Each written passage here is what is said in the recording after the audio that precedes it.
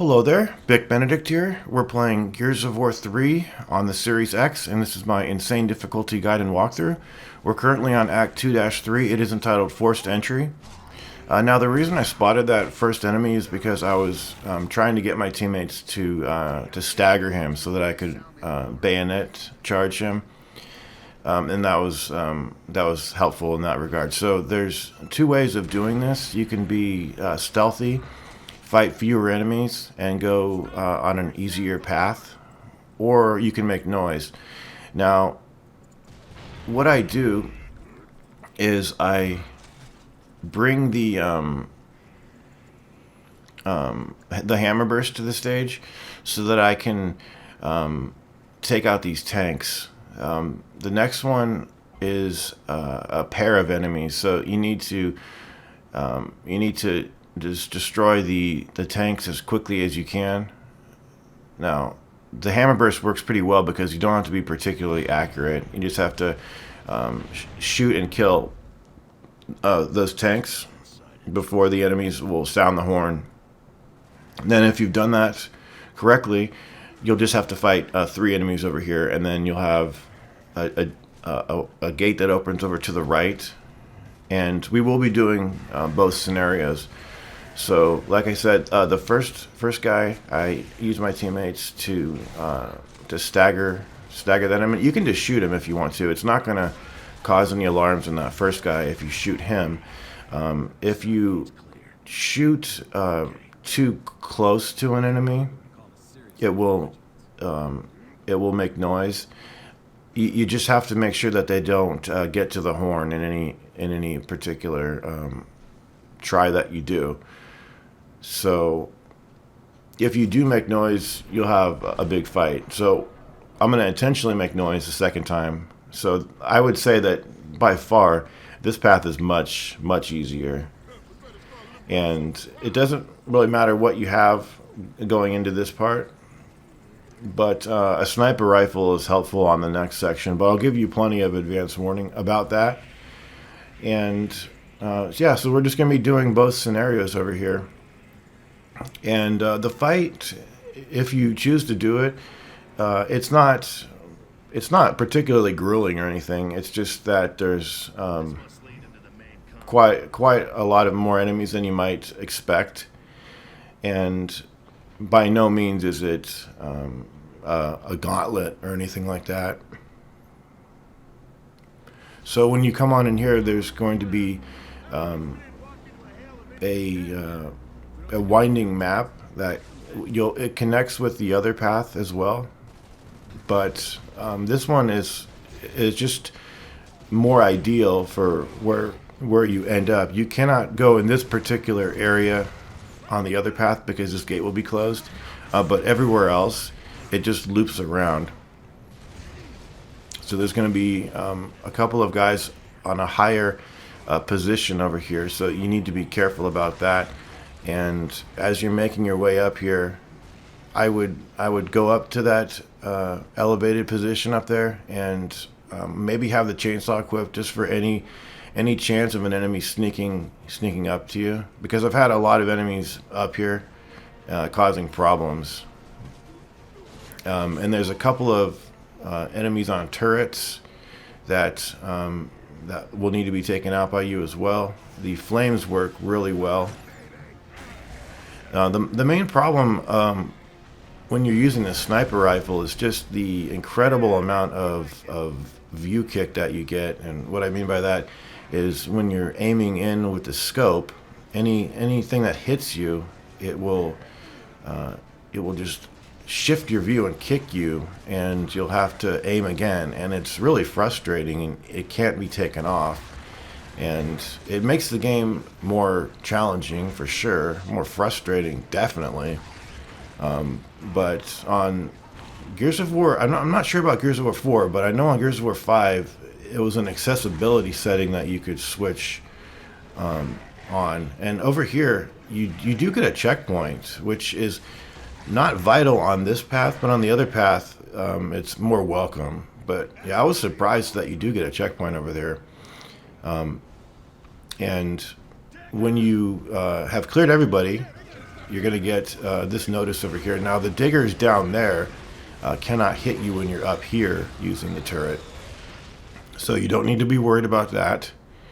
And once those two diggers are done with, you're going to go into the area where they came out, and you'll be dealing with one more guy in a turret, as well as a couple more backups over here. And then the only thing that you do after that is you just pull a switch. Now, sometimes the third-person cover trick it's just not viable.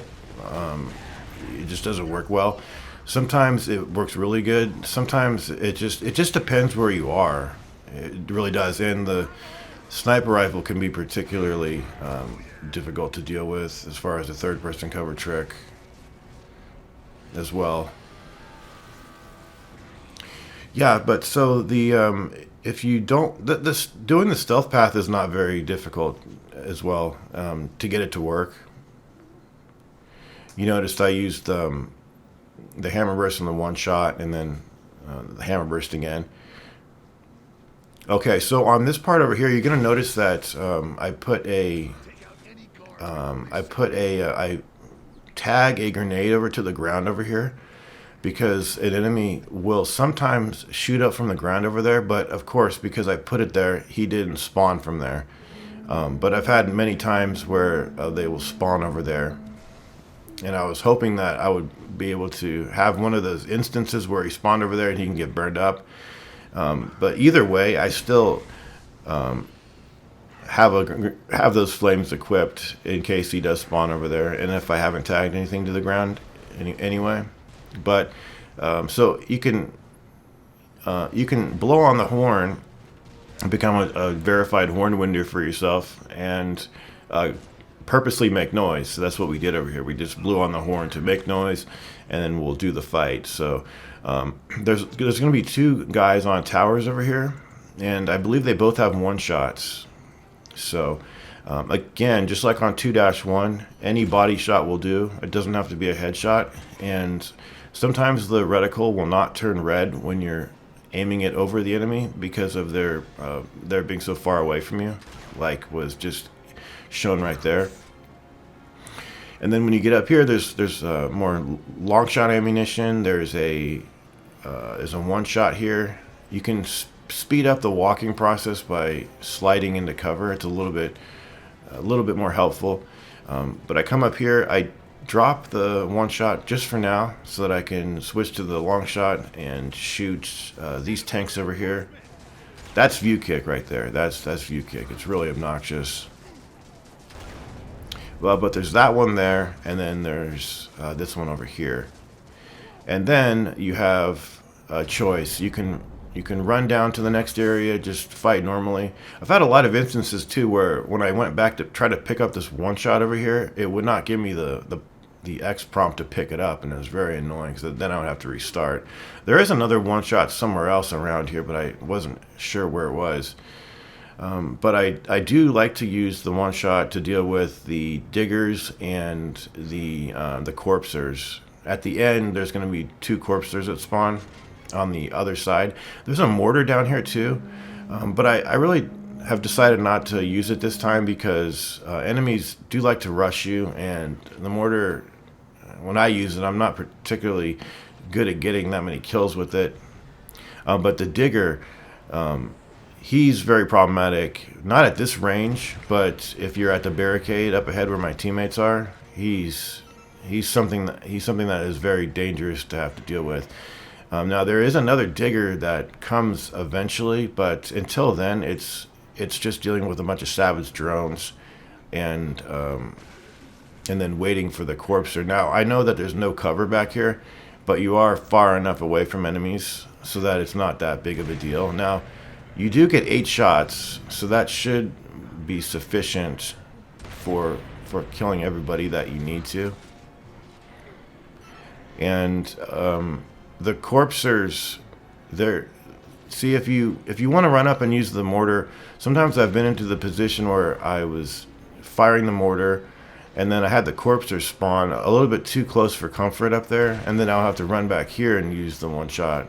And I never died, but it got a little bit too close to potentially failing. So that's the first corpser over there. The second corpser spawns on the heels of this digger over here. He's right over there.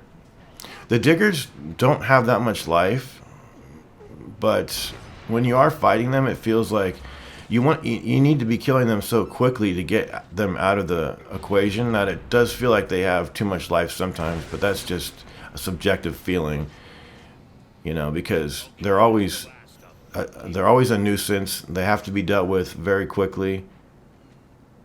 And anyway, so that fight is cleared, and you're basically rewarded for doing the stealth by having fewer enemies to fight and an easier path, as you might have guessed.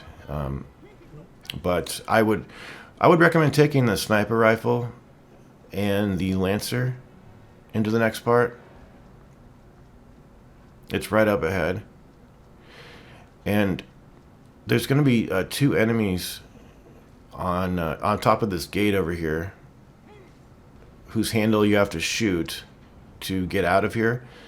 And if you want to, after you kill these enemies over here, you could shoot at all of the enemies through the gate. But I had too many instances of bullet collision over here, and just things not being able, too much excessive clipping through the gate, and it just wasn't very fun.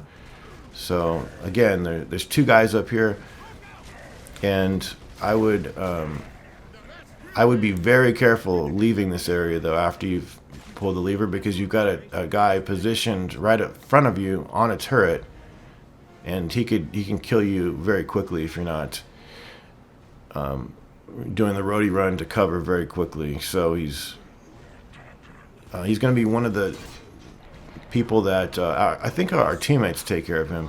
But right over here, there's going to be a guy that drops down over here. You're also going to see me grenade tag down here, because I had one instance when I was up here trying to deal with the guys in the turrets, and somebody came up behind me and just hit me. So your teammates actually, they will help in some capacity. As you saw there, they destroyed that turret, and then it's up to us to take care of that one over there. It's not always easy to deal with the guys with the turrets because of the incredible amount of view kick and clipping, and the most opportune time to take care of them is when they're reloading, because they take a really long time to reload. But I sometimes get impatient about that. Yeah, but it's just rougher. It just is. You got a guy with a cleaver coming up here. But you do get you get the same checkpoint that you get on the other one. But you see how much more you have to do.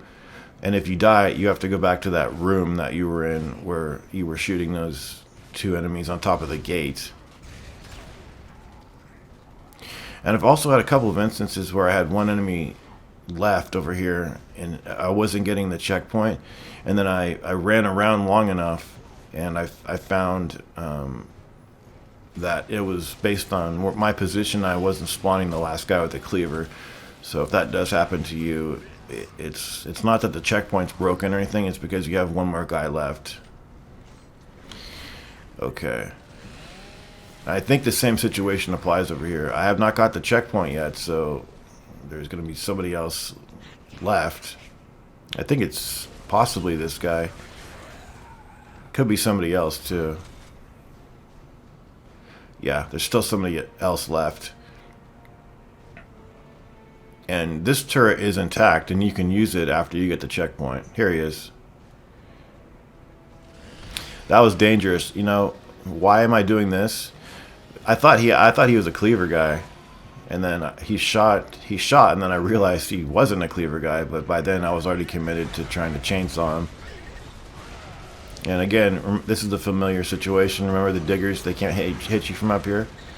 And then you've just got the same scenario. Go into the room that they came out of, deal with the final guy in the turret and his cohorts, and then that's gonna be a done deal for you. And then all you have to do is just pull the switch, per usual. And you know, just be careful.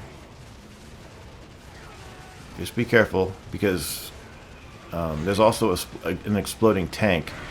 So if you go on this next piece of cover over here and somebody shoots it, it could kill you. This one up here. So you might want to shoot it before you even get up here. But that's a done deal for 2-3. That was as extensively covered as I could cover it for you. And I will see you in the next video. Please take care.